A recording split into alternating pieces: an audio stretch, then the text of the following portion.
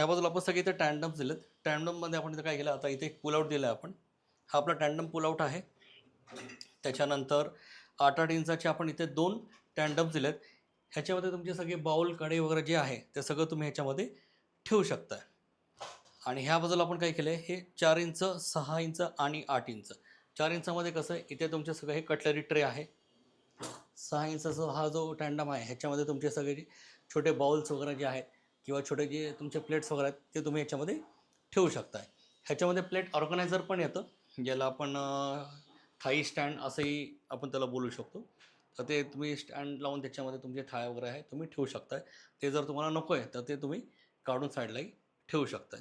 वरच्या बाजूला आपण इथे क्रॉकरी दिली आहे. मध्ये इथे चिमणी आहे आणि ही जी चिमणी आहे ही डकलेस आहे. त्याला आपण इथे डोर दिलेला आहे. दोन्ही बाजूला इथे डोर दिलेत. मेंटेनन्स पर्पजसाठी जर समजा काढायचं झालं तर इझिली आपण ते काढू शकतो. आणि ह्याच्यामध्ये इकडे सगळे आपले टी हँडल्स आहेत आणि त्याच्यामध्ये आपले तुमचे जे काही क्रॉकरी आयटम्स वगैरे आहेत किंवा छोटेसे स्पाइस जार्स वगैरे ते तुम्ही ठेवू शकताय. वरच्या बाजूला दोन्ही एच आणि आरच्या बाजूला आपण ओव्हरहेड लॉफ्ट दिलेत. इथं हा जो रेफ्रिजरेटर आहे हा यांचा आता छोटा रेफ्रिजरेटर आहे, पण आता इन फ्युचरमध्ये आता ह्यांचा मोठा रेफ्रिजरेटर येणार आहे. त्यासाठी आपण इथे ही स्पेस वेकंट ठेवली आहे. आणि ह्याच्यावरती जी जागा होती परत आपण इथे छोटंसं एक कॅबिनेट दिलं आहे. कॅबिनेट तुम्ही थोडंसं ह्या बाजूला या. इथे हे आपण एक पॅन्ट्री दिली आहे. पॅन्ट्रीमध्ये सगळे आपण नंबर ऑफ कंपार्टमेंट्स दिलेत आणि सगळ्यामध्ये आपण प्रोफाईल लाईट्स दिलेत.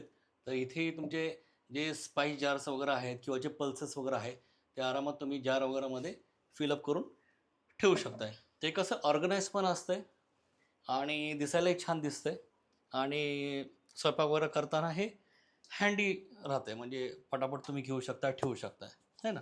तर अशा प्रकारे हा आपला किचनचा टूर होता.